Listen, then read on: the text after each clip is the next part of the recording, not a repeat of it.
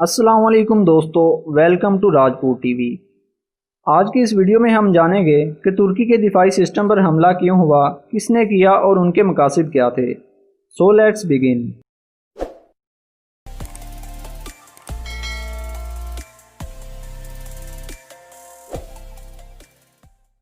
ان حقائق سے پردہ اٹھانے سے پہلے آپ کے لیے یہ جاننا بہت ضروری ہے کہ پاکستان کے بعد ترکی ہی وہ ملک ہے جو پوری دنیا میں عالم اسلام کی نمائندگی کر سکتا ہے۔ آج سے تقریباً 93 سال پہلے تک کی بات کریں تو ترکی ہی وہ اکیلا ملک تھا جو خلافت عثمانیہ کے دور میں تمام مسلم امہ کی نمائندگی کرتا تھا۔ اس وقت مصر اور سعودی عرب سمیت تمام عرب ممالک پر خلافت عثمانیہ کا راج تھا، اور خلافت عثمانیہ کا دور مسلمانوں کے عروج کا دور تھا۔ پہلی جنگ عظیم کے بعد جب خلافت عثمانیہ کا شیرازہ بکھر گیا تو یہ معاہدہ طے پایا کہ 100 سال تک اب خلافت عثمانیہ بحال نہیں ہوگی اور تمام عرب ممالک پر عربوں کی حکمرانی ہوگی۔ ساتھ ہی انہوں نے ترکی کی حکومت بھی اپنے من چاہے حکمران مصطفیٰ کمال اتاترک کے حوالے کر دی، جس نے اقتدار سنبھالتے ہی ترکی کو ایک سیکولر ملک بنانے کے لیے کوششیں شروع کر دیں، اور ترک عوام کے دلوں سے اسلاف کی روایات مٹانے کے ساتھ ساتھ مساجد پر بھی طرح طرح کی پابندیاں عائد کر دیں اور نئی مساجد کی تعمیر پر مکمل پابندی عائد کر دی۔ کمال اتاترک کی قیادت میں ترکی ایک مکمل سیکولر ملک بن گیا، حتیٰ کہ ترکی اور یورپ میں کوئی فرق باقی نہ بچا۔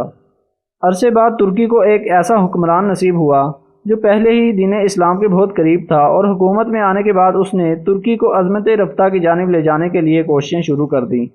انہوں نے نئی نسل کو اسلام کے قریب کرنے کے لیے مساجد میں بچوں کے کھیلنے کی جگہیں بنائیں تاکہ نئی نسل مساجد کے قریب ہو کر اسلامی اصولوں کو سمجھنے اور ان پر عمل پیرا ہونے کے ساتھ ساتھ صحیح معنوں پر ان پر عمل کر سکے۔ اس کے علاوہ طیب اردگان نے میڈیا کے ہتھیار کو بھی بڑے مؤثر طریقے سے استعمال کیا، جس سے ترک عوام تیزی سے اسلام کی طرف پلٹنے لگ گئی۔ یوں طیب اردگان نہ صرف ترکی کے لیے بلکہ پاکستان اور دیگر مسلم ممالک کی عوام کے لیے ایک عظیم مسلم رہنما اور مسلمانوں کے لیے امید کی کرن بن کر سامنے آئے۔ کئی عرب ممالک کی عوام بھی انہیں امید بھری نگاہ سے دیکھتے ہیں۔ یہی وجہ ہے کہ دشمن قوتیں اور چند عرب ممالک جو ترکی کے نظریاتی حریف ہیں، وہ ترکی کی بڑھتی مقبولیت سے پریشان ہیں اور خلافت عثمانیہ کے دوبارہ بحالی کی راہ میں رکاوٹیں کھڑی کر رہے ہیں۔ ترکی کا یہ 100 سالہ معاہدہ 2023 میں ختم ہونے والا ہے، جس سے تمام غیر مسلم طاقتیں تو پریشان ہیں ہی، لیکن ان کے ساتھ ساتھ ان مسلم حکمرانوں کو بھی اس سے خطرہ ہے کہ جو ہی خلافت عثمانیہ بحال ہوگی ان کی حکومت ختم ہو جائے گی اور وہاں ترکی کی حکومت آ جائے گی۔ اب اگر ہم اپنے موضوع کی طرف آئیں تو آپ کو ترکی پر حالیہ حملے کی حقیقت کو سمجھنے میں آسانی ہوگی۔ ناظرین، ترکی کی ایئر بیس الواتیہ پر یہ حملہ 5 جولائی 2020 میں اتوار کے دن ہوا۔ یہ ایک فضائی حملہ تھا جس میں ترکی کے الواتیہ فوجی اڈے پر موجود تمام دفاعی سسٹم کو مکمل طور پر تباہ کر کے رکھ دیا گیا۔ حملہ آور جنگی جہازوں نے ترکی کے دفاعی سسٹم کو تباہ کرنے میں کسی قسم کی کوئی کسر نہ چھوڑی، اور اس حملے میں بھاری مالی نقصان کے ساتھ ساتھ بھاری جانی نقصان ہونے کی بھی اطلاعات ہیں۔ عالمی خبر رساں ادارے نے اور اقوام متحدہ نے اس حملے کی تصدیق کر دی ہے، لیکن ترکی ابھی تک اس پر کسی قسم کا تبصرہ کرنے اور کسی ملک کو اس حملے کا ذمہ دار ٹھہرانے میں کافی محتاط ہے، کیونکہ یہ ایک نامعلوم فضائی حملہ تھا اور ترکی بغیر کسی مصدقہ اطلاعات کے کسی پر الزام لگا کر کسی قسم کی جنگ میں کودنا نہیں چاہتا، کیونکہ جوں وقت گزرتا جا رہا ہے اور 2023 میں خلافت عثمانیہ کی بحالی کے امکانات بڑھتے جا رہے ہیں، اسی طرح تمام غیر مسلم اور حتیٰ کہ عرب ممالک بھی ترکی کے خلاف تیزی کے ساتھ سازشوں کے جال بچھانے میں مصروف ہیں۔ اسی لیے ترکی کی جانب سے اٹھائے جانے والے کسی بھی قدم میں ہلکی سی کوتاہی بھی ترکی کو بڑے مسائل سے دوچار کر سکتی ہے۔ ترکی کی مخالف قوتیں ترکی کو اندرونی اور بیرونی سطح پر کمزور کرنے اور صدر طیب اردگان کی حکومت کا تختہ الٹنے کے لیے طرح طرح کی سازشوں کے جال بن رہی ہیں۔ عین ممکن ہے کہ الواتیہ ایئر بیس پر ہونے والا حملہ بھی پہلے سے طے شدہ انہی سازشوں کا حصہ ہو۔ راجپور ٹی وی کے ناظرین، الواتیہ ہوائی اڈہ لیبیا کی حکومت GNA نے ترکی کی مدد سے ہفتر ملیشیا سے آزاد کروایا تھا،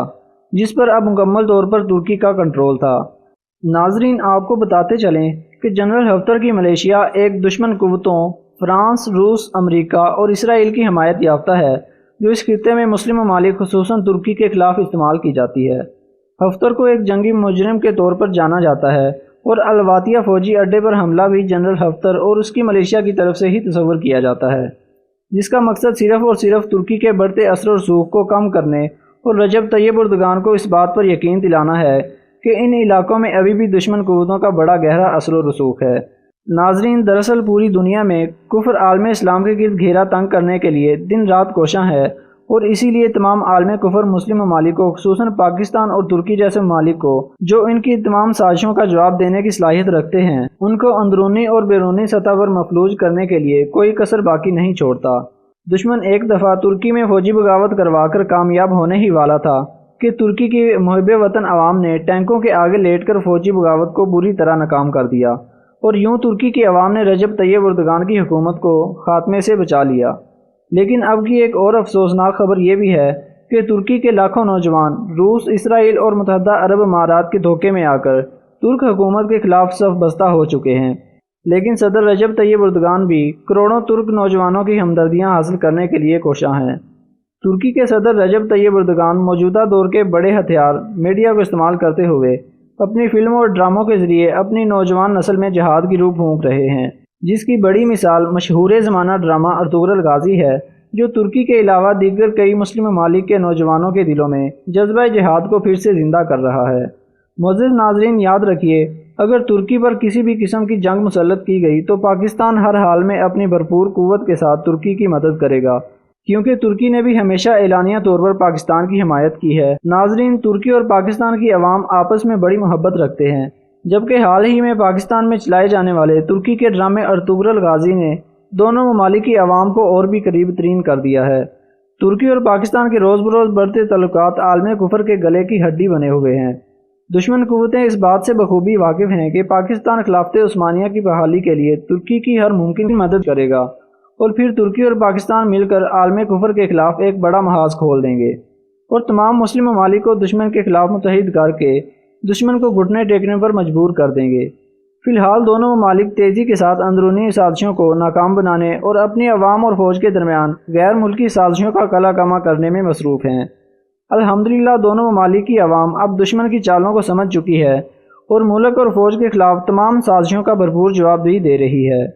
इंशाअल्लाह वो वक़्त दूर नहीं जब तुर्की और पाकिस्तान, चाइना और दीगर दोस्त ममालिक की हिमायत हासिल करके दुश्मनों की ईंट से ईंट बजा देंगे। अगर आपको हमारी वीडियो अच्छी लगी तो वीडियो को लाइक करें, चैनल को सब्सक्राइब करें और बेल आइकन पर ज़रूर क्लिक करें।